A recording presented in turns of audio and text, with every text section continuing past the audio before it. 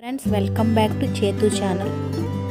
ఈరోజు నేను పాలకూర పకోడీ చేయబోతున్నాను. ఆనియన్స్, పచ్చిమిర్చి చిన్న చిన్న ముక్కలుగా కట్ చేసుకోవాలి. ఈ విధంగా 1 టేబుల్ స్పూన్ అల్లం వెల్లుల్లి పేస్ట్ యాడ్ చేసుకోండి.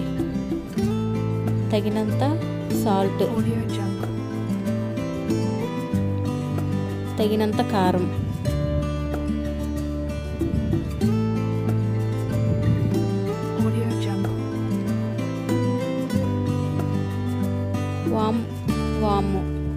వామ్ యాడ్ చేసుకోండి, ఎందుకంటే శనగపిండి కదా, డైజెషన్ కోసం. బాగా కలుపుకోవాలి. ఇది బాగా కలుపుకున్న తర్వాత చూడండి, మొత్తం అంతా ఆనియన్స్కి పట్టేలా కలుపుకోండి.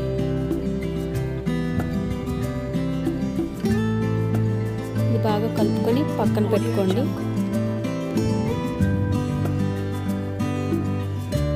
మేమైతే 1 కప్పు శనగపిండి తీసుకున్నాము.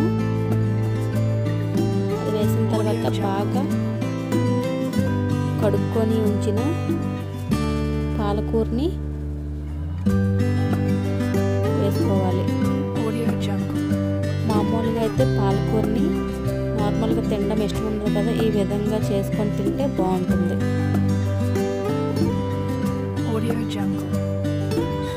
బాగా కలుపుకోవాలి.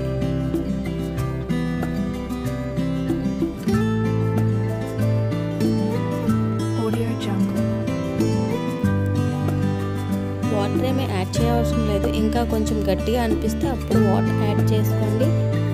కలుపుకోండి. మొత్తం కలిసేటట్టు కలుపుకోవాలి.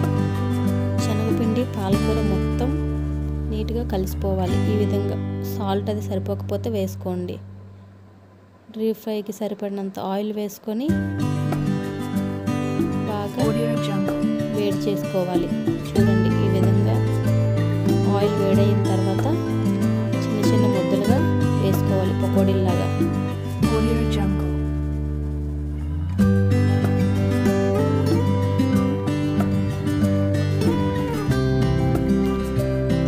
రెండు వైపులా తిప్పుకుంటూ వేయించుకోవాలి. ఇంతవరకు మన ఛానల్ని సబ్స్క్రైబ్ చేసుకోలేని వాళ్ళు సబ్స్క్రైబ్ చేసుకోండి.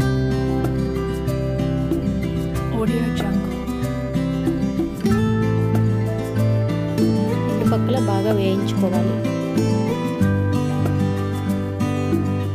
మొత్తం కలర్ చేంజ్ అయింది కదా, ఇంకా తీసేసుకోవాలి. అలా మొత్తం అంతా వేసుకోవాలి. మీరు కూడా మీ ఇంట్లో ట్రై చేయండి. ఎలా వచ్చిందో కామెంట్ సెక్షన్లో కామెంట్ చేయండి. ఆకుకూరలు అంటే హెల్దీ కదా, ఈ విధంగా చేసుకొని తింటే బాగుంటుంది. చూడండి ఎలా వచ్చిందో.